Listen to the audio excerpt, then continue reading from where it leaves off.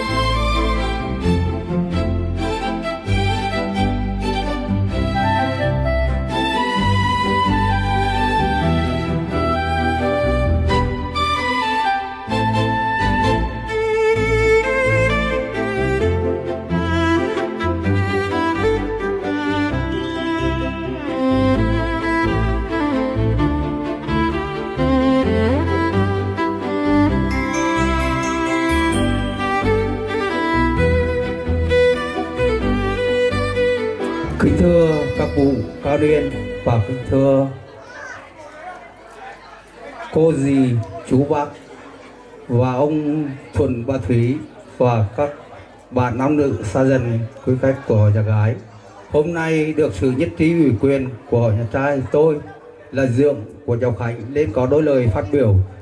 trước họ nhà gái. Lời đầu tiên gửi tới họ nhà gái, tôi xin thay mặt đại diện nhà trai xin cảm ơn sự đón tiếp nhiệt tình của sự nhà gái đối với họ nhà trai chúng tôi, và để biết ơn đến các vị khách quý ngày hôm nay, ông Thuần, bà Thúy tổ chức lễ vũ quy cho hai cháu Thùy Linh và Đinh Khánh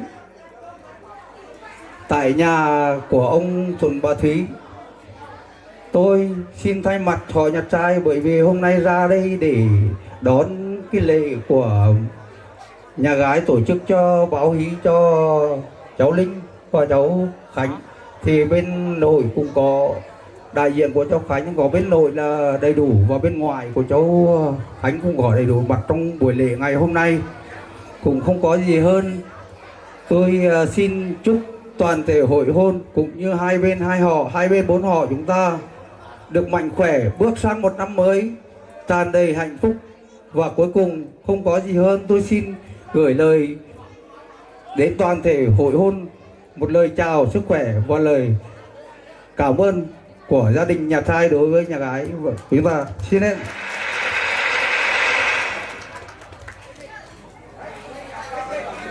Đón ngày lễ vu quy của hai cháu thì bên nội cũng có những tráp quà, tuy nó nhỏ gọn nhưng mà đầy tình cảm của nhà trai để gửi tới bên nhà gái công sinh thành dựng dục của ông Thuận và bà Thúy, và cũng như dòng họ đã gửi gắm cháu Linh về để chúa nhà trai chúng tôi là từ đất Nghệ An ra để đón cháu Linh từ đất Hải Dương. Nhưng vì điều kiện làm ăn của hai cháu đang công tác tại Hàn Quốc thì bây giờ cũng có các lễ chúng tôi đã trao trong nhà, thì hôm nay cũng xin phép của bên nhà gái vì điều kiện xa xôi nên nhà trai chúng tôi kiêm toàn thể 3 lễ là gồm có lễ ăn hỏi và lễ nộp tài và lễ xin dâu. Thì xin có gì sai suất trong cái buổi lễ ngày hôm nay cũng mong bên chỗ nhà gái thông cảm và bỏ qua cho nhà trai vì điều kiện đường xá xa xôi. Xin các vị chấp nhận cho bên nhà trai chúng tôi. Xin em. Và thưa quý vị thân mến, quý vị vừa được đón nghe với những lời phát biểu thư truyền đến từ bác trưởng đoàn đại diện nhà trai, và bác cũng có thay mặt cho gia đình nhà trai và đặc biệt thay mặt cho chú rể Đinh Khánh đang làm việc công tác xa xôi tại xứ sở Hàn Quốc, có gửi gắm tới gia đình nhà gái gồm 3 lễ nạp tài, lễ ăn hỏi và lễ xin dâu đã chính thức được diễn ra ở phía bên trong tư gia của gia đình nhà gái trong những giây phút trước. Và thưa quý vị thân mến, ngay sau đây xin mời quý vị chúng ta sẽ cùng đón nghe với những lời phát biểu, những lời đáp lễ cảm ơn đến từ bác trưởng đoàn đại diện nhà gái trong buổi sáng ngày hôm nay. Trân trọng kính chuyển lời.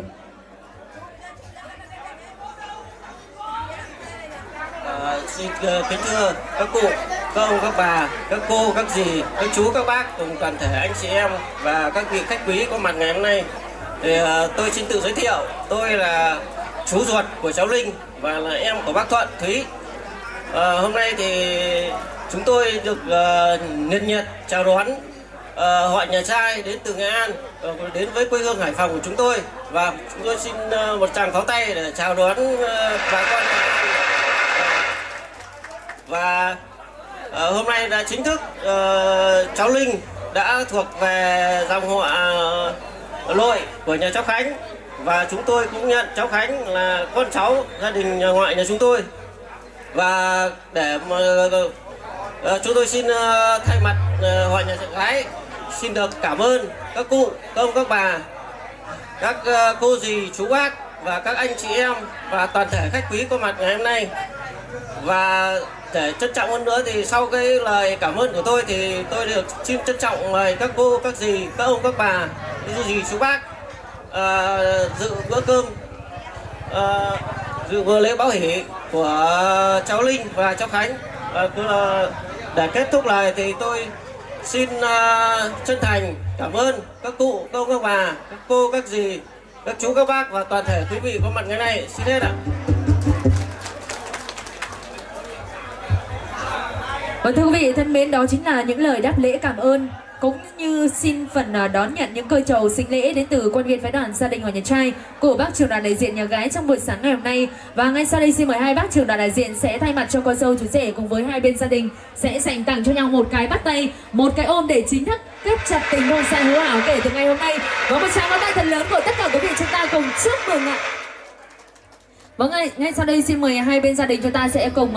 dành cho nhau một